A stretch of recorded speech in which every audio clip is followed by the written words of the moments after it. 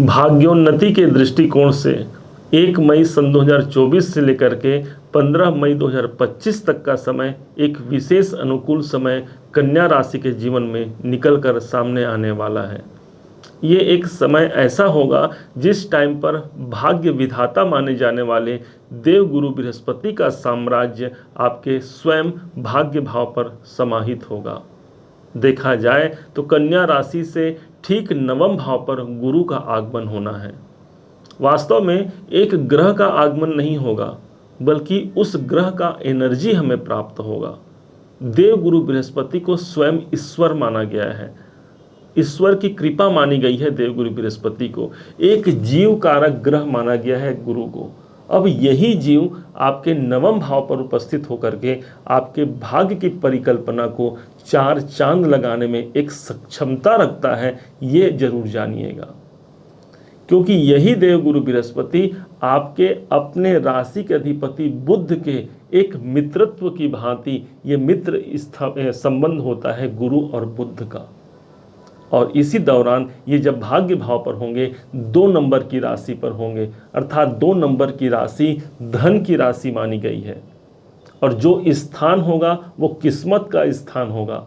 जो ग्रह होंगे वह स्वयं धन और भाग्य के कारक माने जाते हैं, अर्थात सबसे ज़्यादा मजबूती, आर्थिक परिप्रेक्ष्य से मजबूती और साथ ही साथ हमारे भाग्य में खूबसूरती देखने को ये एक ऐसा संयोग होगा जो गुरु का आगमन 1 मई से आपके भाग्य भाव पर होगा।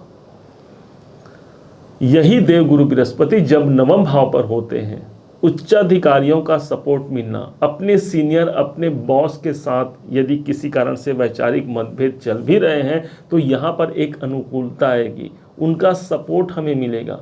एक गुरु का आगमन होगा आपके भाग्य में, अर्थात कोई धर्म गुरु का आगमन भी हो सकता है। और साथ ही साथ यही वो स्थान है जो आप जिस फील्ड में आप काम कर रहे हैं उस फील्ड में आपको किसी एक ऐसे गुरु का साथ मिल जाएगा जो आपके भाग्य को नेक्स्ट लेवल तक ले जाए।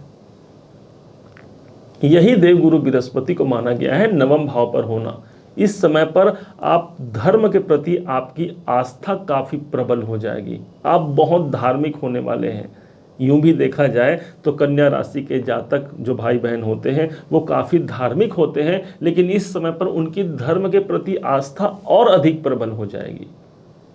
चूंकि गुरुदेव को देखा जाए तो ये नवम भाव पर उपस्थित होंगे, जो कि स्वयं एक धर्म का स्थान माना गया है। नवम भाव ईश्वर के प्रति आस्था, उनकी कृपा, एक लंबी यात्रा पर जा सकते हैं, किसी धार्मिक यात्रा को आप संपन्न करा सकते हैं। इस टाइम पर पिताजी से सपोर्ट इस समय पर मिलेगा। यदि विद्यार्थी उच्च शिक्षा में हैं तो उनको शिक्षा में एक विशेष उन्नति देखने को मिलेगी, उनके शिक्षा में 4 चांद लगने का ये समय होगा। जो कंपटीशन एग्जाम में है उनको यहाँ पर सफलता मिलेगी।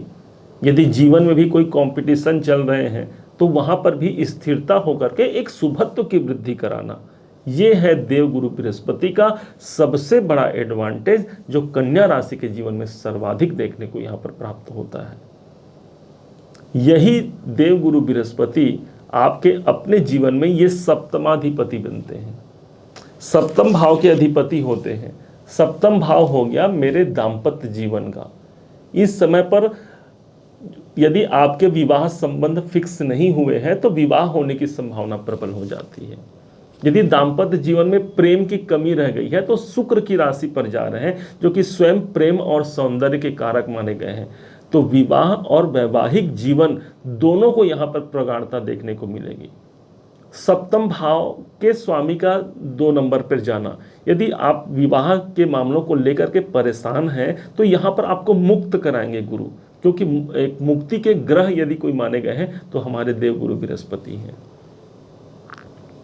सप्तम भाव मेरे बिजनेस का होता है, मेरे व्यापार का होता है, तो इस समय पर व्यापार में मेरे भाग्य की जागृति हो जाएगी, क्योंकि गुरु भाग्य भाव पर है और सप्तम भाव के अधिपति हैं, मतलब सप्तम भाव के सारे एडवांटेज मिलेंगे। व्यापार में एक नई प्रखरता, कहीं बाहर आप अपना व्यापार शिफ्ट करना चाहते हैं या कुछ नया व्यापार ऐड करना चाहते हैं, ये गोचर पूरे 1 साल तक आपका सपोर्ट करने वाला होगा। जो आपके पार्टनर हैं उनका आप सहयोग लीजिए, अपने जीवन साथी या जीवन संगिनी के सपोर्ट के माध्यम से भी आपका भाग्य काफी प्रबल होगा इस दौरान पे। उनके जीवन में भी एक अच्छी अनुकूल स्थिति देखने को मिलेगी, क्योंकि सप्तम भाव के स्वामी का भाग्य में जाना जीवन साथी या जीवन संगिनी के लिए भी एक अच्छा अवसर मिलेगा। कोई नया कार्य प्रारंभ करना चाहते हैं, ये समय आपके लिए अनुकूल होगा।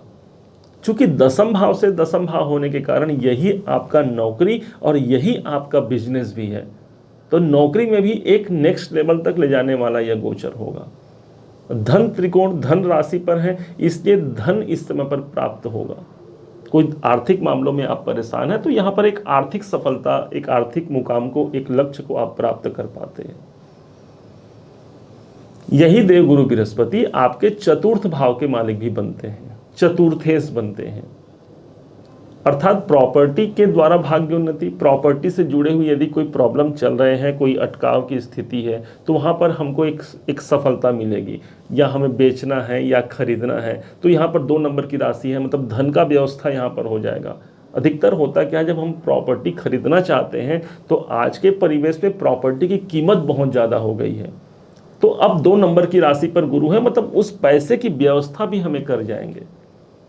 कुटुंब का साथ इस समय पर मिल जाएगा, क्योंकि कुटुंब 2 नंबर की राशि पर है, तो फैमिली का सपोर्ट इस समय पर मिलेगा। मेरे भाग्योन्नति के लिए यह गोचर एक अनुकूल गोचर होगा। सिर्फ यही नहीं, यहां पर केतु और गुरु का एक षडाष्टक योग बना हुआ है। 1 मई से ये योग भी कट जाएगा।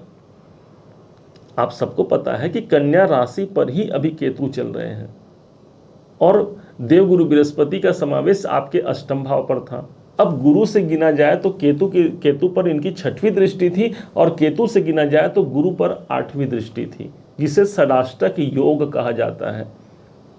1 मई का दिन आता है, ये षडाष्टक योग कट जाएगा। अर्थात यदि कोई स्वास्थ्य जनित कोई परेशानियों से आप निपट रहे हैं या स्वास्थ्य संबंधी परेशानियां चल रही हैं, दवा का समुचित व्यवस्था होने के बाद भी वो दवा हमारे काम नहीं आ रहे हैं, तो यहाँ पर एक स्वास्थ्य के परेशानी से आपको मुक्ति मिलेगा।